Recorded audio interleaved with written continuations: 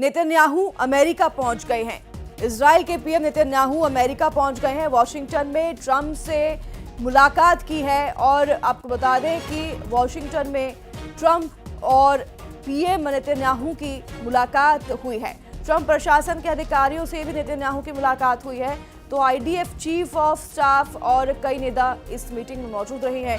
Trump सरकार के साथ साथ इजराइल की ये मीटिंग हुई है।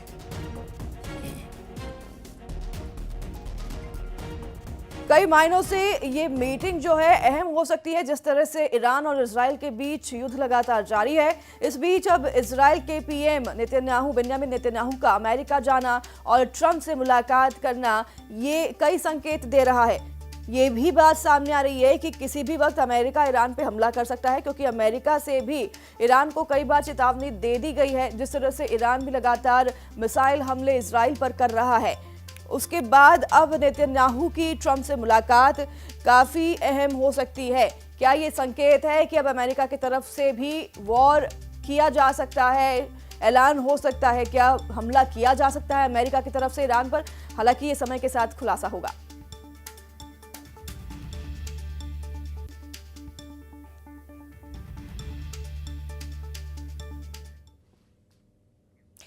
जैसे जैसे जंग आगे बढ़ रही है, इजराइल और ईरान का युद्ध भीषण होता जा रहा है। शुक्रवार को ईरान ने इजराइल के कई शहरों पर हमला किया। ईरान ने इजराइल की राजधानी तेल अवीव, हाइफा, यरूशलेम में बैलिस्टिक मिसाइल से हमला किया, जिससे इन शहरों में काफी तबाही देखने को मिली।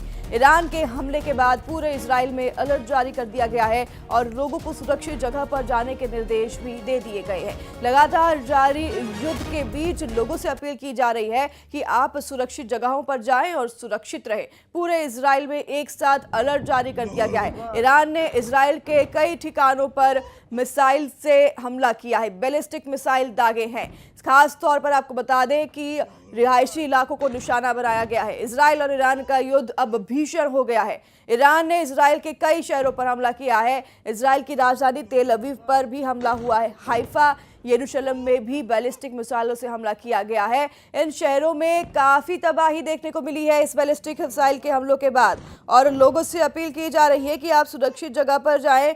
अलर्ट जो है जारी कर दिया गया है। हमले के बाद पूरे इजराइल में अलर्ट जारी कर दिया गया है। लोगों को सुरक्षित जगह पर जाने के निर्देश भी दे दिए गए हैं।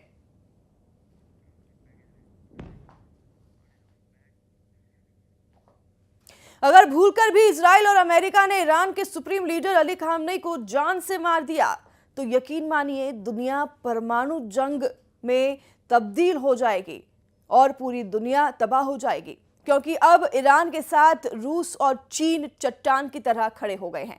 रूस और चीन के इसी एक्शन से इजराइल और अमेरिका बुरी तरह से बौखला गए हैं। खबर तो यह भी है कि ईरान 15 दिन में परमाणु बम बनाकर हमला कर सकता है। अगर ऐसा हुआ तो पूरे मिडिल ईस्ट में परमाणु जंग शुरू हो जाएगी, जिससे तबाही मच जाएगी।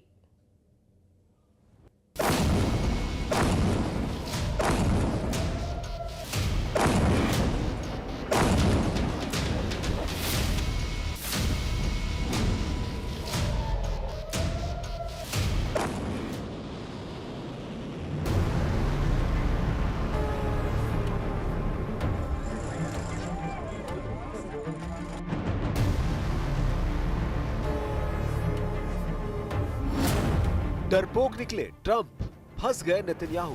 अब 14 दिन में फैसला। 13 जून से अब तक ईरान इजराइल पर 400 से ज्यादा मिसाइलों से इजराइल के कम से कम 8 शहरों पर हमला कर चुका है। तेल अवीव, हाइफा, यरूशलेम में ईरानी मिसाइलों से भयंकर तबाही हुई है।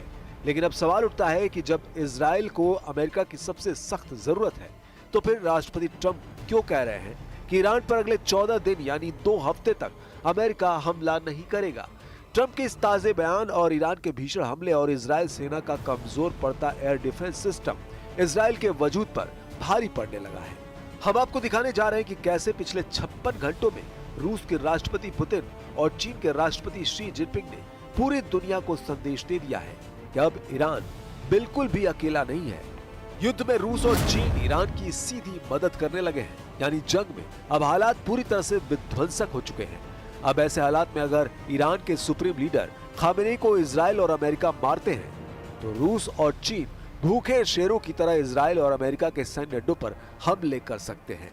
और अगर ऐसा होता है तो फिर दुनिया परमाणु विनाश जरूर देखेगी। लेकिन इस बीच इजराइल अमेरिका के धोखे से बौखला गया है।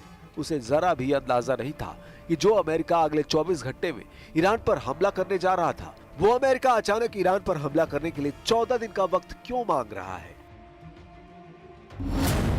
ईरान का असली युद्ध शुरू, रूस चीन ने पलटी बाजी। पहले आप ये जान लीजिए इस वक्त इजराइल और ईरान एक दूसरे पर किस तरह से हमले कर रहे हैं। इजराइल ने पिछले 24 घंटे में ईरान के अराक परमाणु केंद्र पर 60 जेट से हमले किए हैं। दावा किया गया है कि ईरान के अराक में मौजूद परमाणु फैसिलिटी को भारी नुकसान हुआ है। दावा किया जा रहा है कि ईरान के अराक परमाणु केंद्र में ही ईरान के परमाणु बम बनाए जा रहे थे। लेकिन रूस के राष्ट्रपति पुतिन ने मीडिया के सामने ऐलान किया है कि इजराइल ने ईरान के जितने भी परमाणु केंद्रों पर हमला किया है, उसके सभी भूमिगत परमाणु फैसिलिटी पूरी तरह से सुरक्षित है। यानी ईरान के नतांज अराक पर हुए इजरायली हमले रूस के मुताबिक नाकाम साबित हुए हैं। इधर ईरान ने इजराइल के परमाणु केंद्र नेगेव पर हमला करने का दावा किया है। ऐसा माना जाता है कि इजराइल की राजधानी तेल अवीव से कुछ दूरी पर यह अड्डा है जहां इजराइल के परमाणु बम रखने के दावे किए जा रहे हैं। अब आप ये जान लीजिए कि 8 दिन की इजराइल ईरान जंग में कैसे ईरान ने इजराइल पर भीषण हमले शुरू कर दिए हैं और क्यों कहा जा रहा है कि रूस और चीन ईरान का अब जमकर साथ देने लगे हैं। युद्ध में ईरान का सीधा साथ दे रहे हैं रूस और चीन। चीन और रूस से तेजी से ईरान पहुंचा रहे हैं हथियार। रिपोर्ट में दावा किया गया है ईरान को बचाने के लिए चीन ने समंदर में जासूसी युद्धपोत तैनात कर दिए हैं। रूस ने ऐलान किया है कि अगर ईरान के सुप्रीम लीडर अली खामेनेई को मारा तो होगा भयंकर सर्वनाश। इजरायली मीडिया में दावा किया गया है कि 15 दिन में परमाणु बम से हमला कर सकता है ईरान। वॉशिंगटन में आपातकाल मीटिंग हुई है क्योंकि ईरान के पलटवार से सख्ते में है ट्रंप। ईरान, रूस, चीन से घबराकर ट्रंप ने 14 दिन तक ईरान पर हमला न करने का फैसला लिया है। तेल अवीव, हाइफा में भारी तबाही हुई है। ईरानी मिसाइलों ने इजराइल में मौजूद माइक्रोसॉफ्ट ऑफिस को मिसाइल हमले से उड़ा दिया है। इजराइल के परमाणु अड्डे नेगेव पर ईरान ने मिसाइल से हमला करने का दावा किया है। खबर यह भी कि ईरान के डर से अमेरिका ने कतर के अड्डे से 40 में से 37 जेट हटा दिए हैं। ईरान की सेजिल मिसाइल ने इजराइल में मचाई तबाही।